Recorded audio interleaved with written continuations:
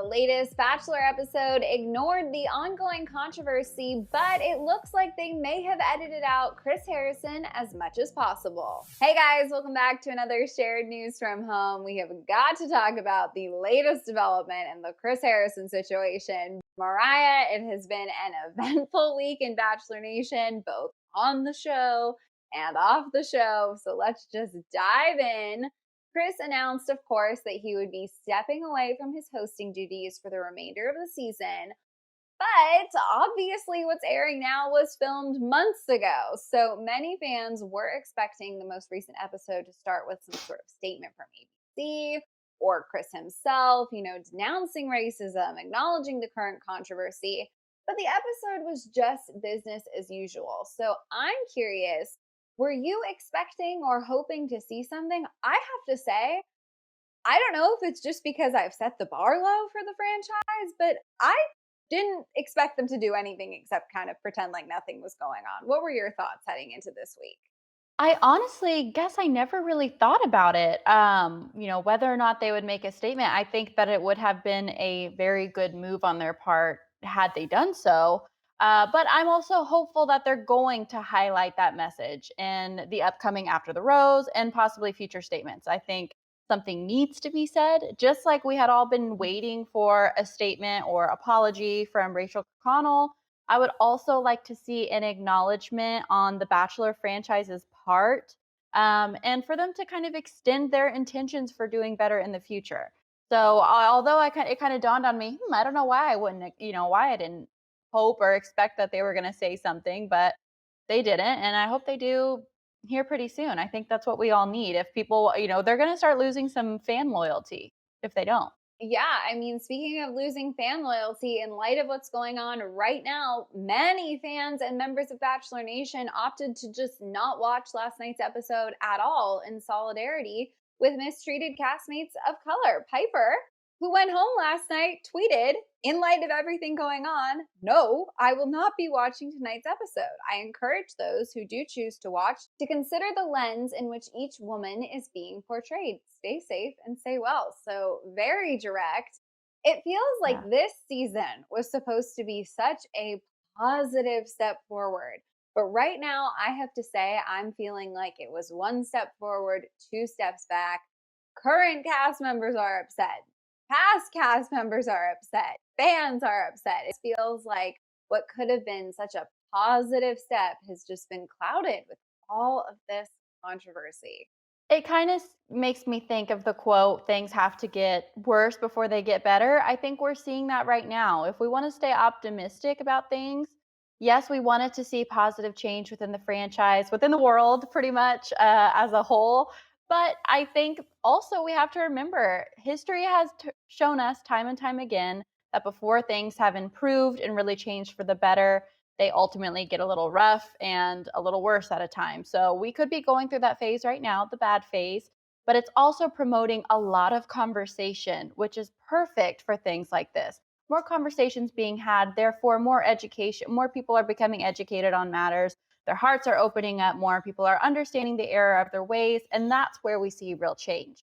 So, though this has been a challenging season, especially for the Bachelor franchise, I mean, I think they're really at a risk right now of, as we mentioned, losing a lot of fan loyalty.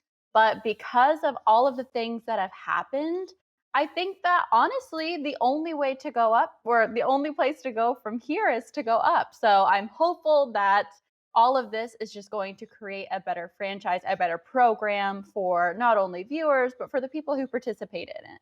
Yeah, I totally agree with you. And I saw someone wrote on Twitter, like, I'm not that surprised. Obviously, that was an upsetting interview. These are very upsetting developments.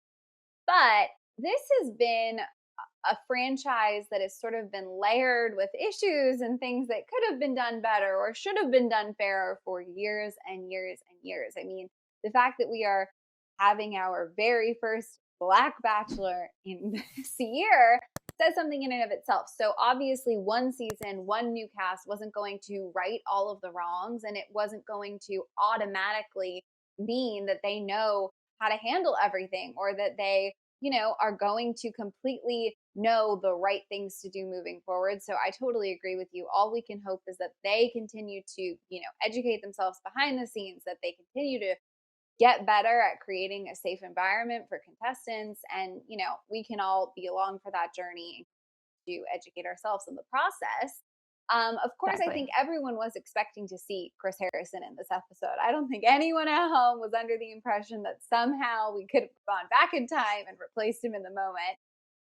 But some fans are thinking that there was a maybe last minute edit done to what was already cut to limit Chris's presence to as little as possible in the wake of everything going on. What is really adding fuel theory is the fact that the day portion of the group date was completely cut from the show.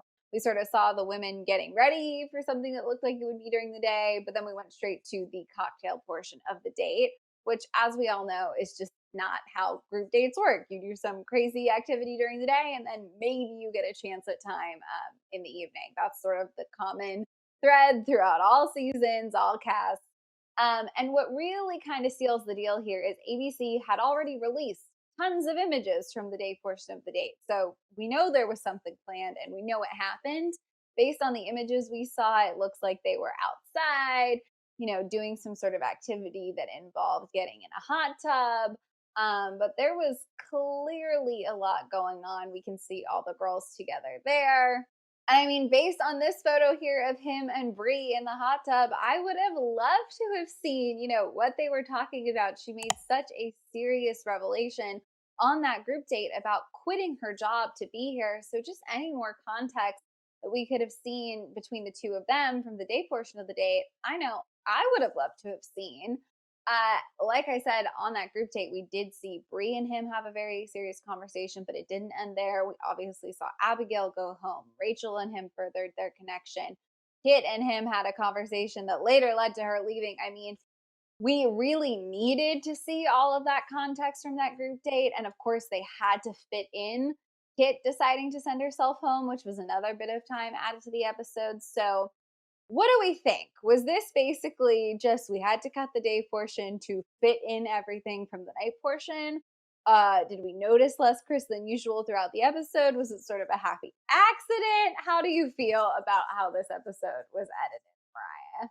I mean, I personally think it was intentional because of everything that happened with Chris Harrison. I feel like they wouldn't have.